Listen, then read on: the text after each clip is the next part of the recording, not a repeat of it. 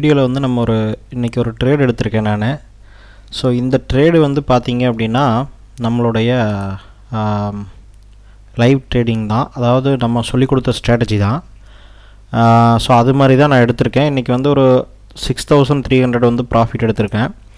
இது வந்து ஏன் இந்த ட்ரேடை நான் ஸ்பெசிஃபிக்காக காமிக்கிறேன்னா, இந்த மாதிரி நிறைய ட்ரேட் எடுத்திருக்கோம், இருந்தாலும் இந்த ட்ரேடு ஏன் நான் ஸ்பெசிஃபிக்காக உங்களுக்கு காமிக்கிறேன் அப்படின்னா, ஏற்கனவே கோர்ஸை நம்ம பை பண்ண ஸ்டூடெண்ட்ஸுக்கு வந்து ஒரு சில டவுட் இருக்கும்.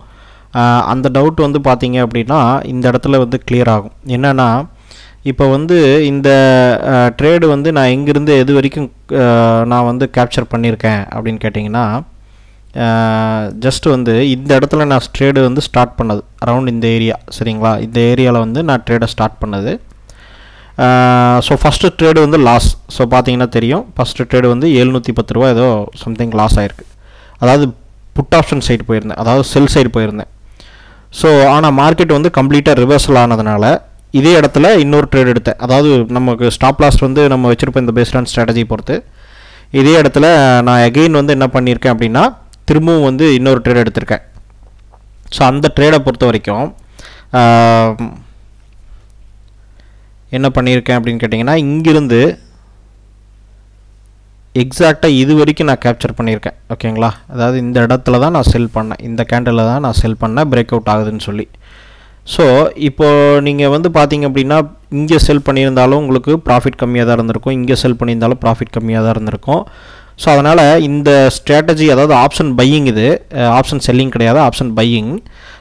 ஸோ இந்த ஸ்ட்ராட்டஜியுடைய இம்பார்ட்டன்ஸ், ஆப்ஷன் பையிங்குடைய பியூட்டி என்ன அப்படின்னா, நம்ம அந்த ரைடை வந்து நம்ம கேப்சர் பண்ணணும். அதில் தான் நமக்கு மெயின் ப்ராஃபிட்டே. நம்ம வந்து ஒரு சர்டன் ப்ராசஸை வந்து நம்ம நாளைக்கு ஃபாலோ பண்ணாலுமே, சிஸ்டமேட்டிக்காக நம்ம ஃபாலோ பண்ணாலும், நமக்கு எப்போ இந்த மாதிரியான ரைடு வந்து நமக்கு கிடைக்குதோ, அதாவது ரெகுலராகவே நமக்கு அந்த ரைடை தான் நம்ம வந்து ஃபோக்கஸ் பண்ணுவோம். ஆனாலும் இந்த ரைடை வந்து என்ன பண்ணிடக்கூடாது அப்படின்னா, இங்கேயோ இந்த மாதிரிலாம் க்ளோஸ் பண்ணக்கூடாது. நம்மளுடைய பேஸ்டான் வந்து நம்ம ஸ்ட்ராட்டஜியில் சொல்லி கொடுத்துருந்த மாதிரி அந்த தியரி படி நம்ம எங்கே க்ளோஸ் பண்ணணும்னு சொன்னோமோ அங்கே தான் நம்ம க்ளோஸ் பண்ணணும். அது இங்கே எந்த இடத்துலையுமே வரல நமக்கு. ஓகேங்களா? எக்ஸாக்டாக இந்த இடத்துல தான் வந்திருக்குது. ஸோ அப்போது வந்து நம்ம க்ளோஸ் பண்ணணும். அதே சமயத்தில் வந்து என்னென்னு கேட்டிங்கன்னா, இங்கே நம்ம வந்து க்ளோஸ் பண்ணலாமே அப்படிங்கிற மாதிரி நீங்கள் ட்ரேட் முடிஞ்சதுக்கப்புறம் தோணும், இங்கே நம்ம க்ளோஸ் பண்ணியிருக்கலாம் அப்படின்ட்டு. ஆனால் முடிஞ்சதுக்கப்புறம் நம்ம என்ன வேணால் பேசலாம். ஸோ இந்த இடத்துல நம்ம க்ளோஸ் பண்ணியிருந்தோம் அப்படின்னா, இந்த மாதிரியான ப்ராசஸ் ஃபாலோ பண்ணியிருந்தோம்னா நம்ம இங்கேயே க்ளோஸ் பண்ணியிருப்போம், சரிங்களா? இங்கேயே இல்லை இந்த இடத்துலையே க்ளோஸ் பண்ணியிருப்போம்.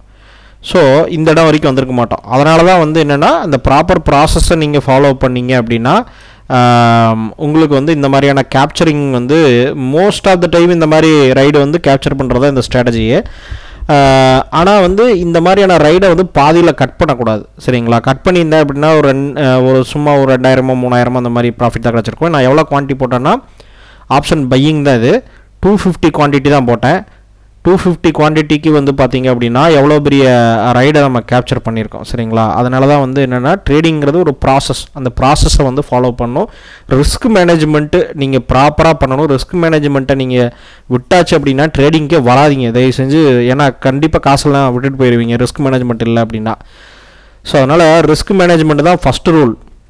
நம்ம கேபிட்டலை காப்பாற்றுறது தான் முதல் ரூல். கேபிட்டலை நீங்கள் லூஸ் பண்ண ஆரம்பிச்சிட்டிங்க அப்படின்னா நீங்கள் வந்து கண்டிப்பாக வந்து இருக்கிற பணத்தெல்லாம் ட்ரேடிங்கில் லாஸ் பண்ணிட்டு போயிடுவீங்க. அதனால் வந்து எதுவுமே இந்த மாதிரி நான் ப்ராஃபிட் வீடியோஸ் நான் காமிக்கிறேன் அப்படின்னா அதை வச்சு இன்ஃப்ளூயன்ஸ் ஆக வேண்டிய அவசியம் இல்லை. நான் வந்து எஜுகேஷனல் பர்பஸாக தான் இந்த வீடியோ போடுறேன். நான் செபி ரெஜிஸ்டர்ட் அட்வைசர் கிடையாது. அதனால் நம்ம ஒரு எஜுகேஷன் வந்து ஒரு லேர்ன் பண்ணுறோம், ஒரு நாலேஜை லேர்ன் பண்ணுறோம்.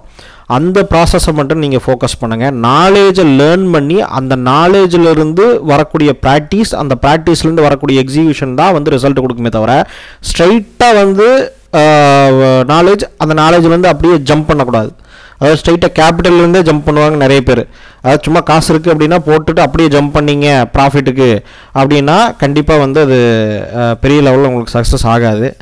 அதனால் வந்து ட்ரேடிங்கிறது வந்து ஒரு நாலேஜ் பேஸ்டு பிஸ்னஸ். இதில் வந்து நீங்கள் வந்து பெருசாக ஹார்ட் ஒர்க் அப்படிங்கிறது வந்து இந்த நாலேஜ் கெயின் பண்ணுறதுக்கு ஹார்ட் ஒர்க் இருக்கலாம், ப்ராக்டிஸ் பண்ணுறதுக்கு ஹார்ட் ஒர்க் இருக்கலாம். ஆனால் நீங்கள் அந்த எக்ஸிக்யூஷனில் பார்த்தீங்கன்னா ஹார்ட் ஒர்க் அப்படிங்கிற இடத்துக்கே வேலையே கிடையாது.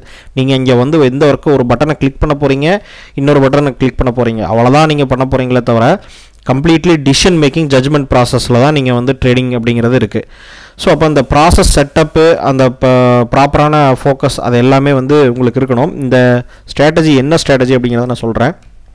அதாவது investorstamil.com அப்படிங்கிறதுல போனீங்க, நம்மளுடைய வெப்சைட்டில் போனீங்க அப்படின்னா கோர்சஸில் வந்து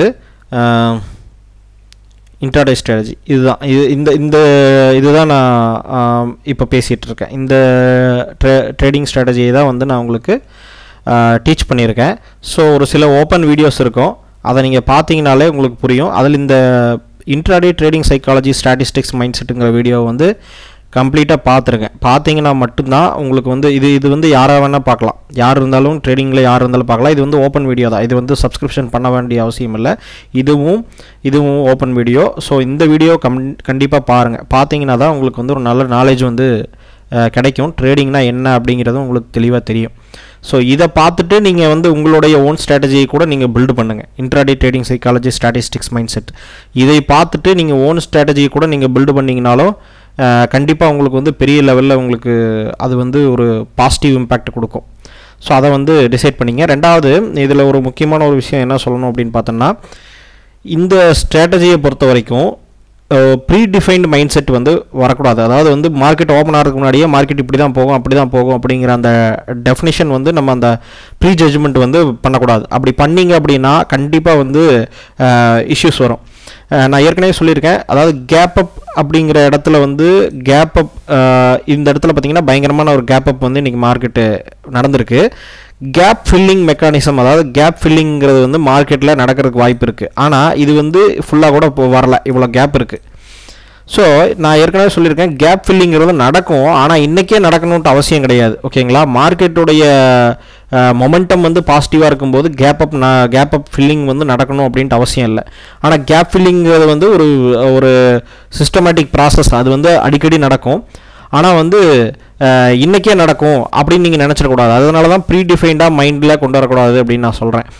இன்றைக்கி வந்து உடனே, ஏன்னா ஒருத்தர் டவுட் கேட்டிருந்தார், ஸ்டூடெண்ட் ஒருத்தர், அதுக்காக சொல்கிறேன். கேப் ஃபில்லிங்கிறது வந்து நடக்கும், ஆனால் இன்றைக்கே நடக்கும், இல்லை நடந்தே ஆகும், கண்டிப்பாக அது நடக்கவே நடக்கும் அப்படிங்கிற மாதிரியான மைண்ட் செட்டில் எப்போவுமே வந்து ட்ரேடிங்க்கு வரக்கூடாது. அதே மாதிரி ப்ரீடிஃபைண்டாக ஏதாவது நியூஸ் பார்த்துட்டோ இல்லை வந்து ஏதாவது ஒரு சோர்ஸில் நீங்கள் படிச்சுட்டு இன்றைக்கி வந்து மார்க்கெட் இப்படி தான் போகும் அப்படிங்கிற ப்ரீ ஜட்ஜ்மெண்ட்டில் வந்தீங்கனாலே உங்களுக்கு வந்து இந்த ஸ்ட்ராட்டஜி வந்து நல்ல ஸ்ட்ராட்டஜியை கூட நீங்கள் லாஸ் பண்ணிடுவீங்க.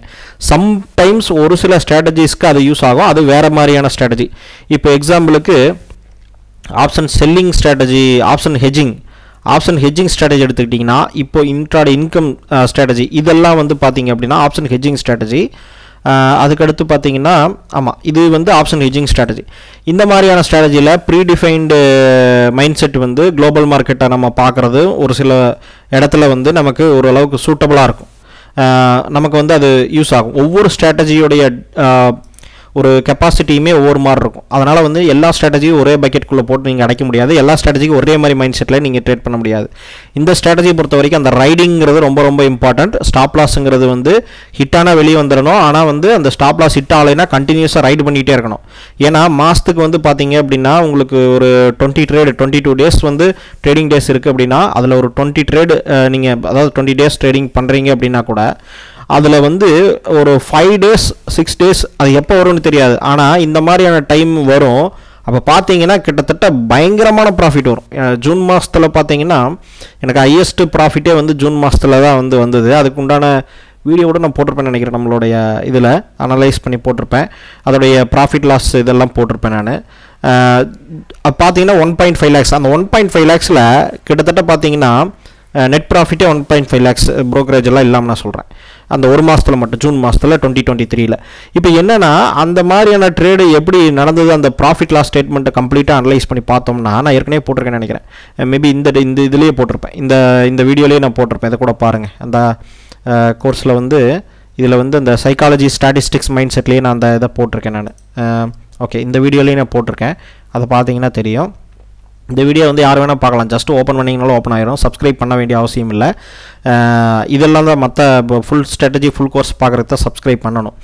இப்போ வந்து என்னென்னா அதில் வந்து என்ன சொல்ல வரேன் அப்படின்னா, ஒரு 5 ட்ரேடு நமக்கு பெரிய லெவலில் ரிட்டர்ன் கொடுத்துருக்கோம். ஒரே நாளில் பார்த்தீங்கன்னா 30,000 40,000 கொடுத்துருக்கோம். ஆனால் அதனுடைய குவான்டிட்டி அதிகம். இப்போ நான் போட்ட குவான்டிட்டி கம்மி, அதனால் குவான்டிட்டி நீங்கள் வச்சு தான் பண்ண முடியும். ஆப்ஷன் பைங்கிறதுனால கம்மி அமௌண்ட் இருந்தாலே போதும். ஆனால் ரிஸ்க் மேனேஜ்மெண்ட் ப்ராப்பராக இருக்கணும். மோர் தென் 1% ஆர் 2% மேலே கேபிட்டலில் வந்து ரிஸ்க் எடுத்தீங்க அப்படின்னா உங்கள் கேபிட்டல் வைப் அவுட் ஆகிறது கேரண்டி. அதனால் வந்து என்னென்னா ஒரு பிகினர்லாம் வந்து பேப்பர் ட்ரேடிங்கில் பண்ணிவிட்டு அப்புறமா நீங்கள் வந்து கொஞ்சம் கொஞ்சமாக என்ட்ரி ஆகலாம். ஸோ ஸ்டாக் மார்க்கெட்டுங்கிறது ரிஸ்க் இருக்குது. அதை வந்து ப்ராப்பரான நாலேஜை லேர்ன் பண்ணி நீங்கள் வந்து ட்ரேட் பண்ணணும். அதை ப்ராக்டிஸ் பண்ணி ட்ரேட் பண்ணணும். சும்மா ஏனோதானு உங்கள் காசை போட்டு லாஸ் பண்ணிடாதீங்க. ஸோ ப்ராப்பராக வந்து லேர்ன் பண்ணுங்கள். நான் வந்து என்ன சொல்லுவேன் அப்படின்னா ட்ரேடிங்கை லேர்ன் பண்ணுறதுக்கு முன்னாடி இன்வெஸ்டிங்கை லேர்ன் பண்ணுங்கள். ஏன்னா ஒரு கம்பெனி வந்து ஃபண்டமெண்டலாக எப்படி நடக்குது, அதோடைய ப்ராஃபிட் லாஸ் ஸ்டேட்மெண்ட் எப்படி அனலைஸ் பண்ணுறது, பேலன்ஸ் ஷீட் எப்படி அனலைஸ் பண்ணுறது, எப்படி வந்து இன்வெஸ்டிங் பண்ணுறதுன்னு தெரியாமல் ட்ரேடிங்கில் வந்து குயிக்காக பணம் கிடைக்குங்கிறதுக்காக ஜம்ப் ஆகாதீங்க. ஸோ நான் வந்து பேசிக்லேருந்து எல்லாமே தான் டீச் பண்ணியிருக்கேன். பேசிக்லேருந்து உங்களுக்கு வந்து ஃபண்டமெண்டல் அனலைசஸ்லேருந்து டீச் பண்ணியிருக்கேன். இந்த கோர்சஸ் வந்து எந்த ஆர்டரில் இருக்கோ அதே ஆர்டரில் பாருங்கள். ஃபஸ்ட் இது, செகண்ட் இது, தேர்ட் இது, ஃபோர்த் இது. ஸோ இப்படி இந்த ஆர்டர்லேயே நீங்கள் பாருங்கள். இந்த ஆர்டரில் பார்த்தீங்கன்னா தான் உங்களுக்கு கிடைக்கும். ஆப்ஷன் பேசிக்ஸ் வந்து ஃபார் பிகினர்ஸ் அப்படிங்கிறது வந்து இது கம்ப்ளீட்டாக வந்து ஆப்ஷனை வந்து நீங்கள் அண்டர்ஸ்டாண்ட் பண்ணிக்கலாம் ஈஸியாக. ஸோ அந்த கம்ப்ளீட் பேசிக் கொடுத்துருக்கேன். இது வந்து நீங்கள் எப்படி வேணாலும் ஸ்டார்ட் பண்ணிக்கலாம். ஸோ ஆனால் இந்த ஆர்டரில் போனீங்கன்னா தான் நல்லது. இந்த ஃபஸ்ட்டு கோர்ஸு வந்து ஃபண்டமெண்டல் அனலைசஸ்லேருந்து பேசிக் ஸ்டாக் மார்க்கெட்டுக்கு முதல்ல உள்ளே வரவங்களிருந்து சொல்லியிருக்கேன்.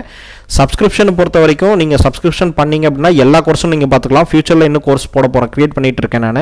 அதையும் நீங்கள் வந்து பார்க்கலாம். இதில் வந்து இந்த பிளாட்ஃபார்ம்லேயே நீங்கள் வந்து டைரெக்டாக வந்து பார்க்கலாம். ஸோ ஃபண்டமெண்டல் அனலைசஸ்லேருந்து ஸ்டார்ட் பண்ணுங்கள். அதான் வந்து எப்போவுமே பெட்டர்.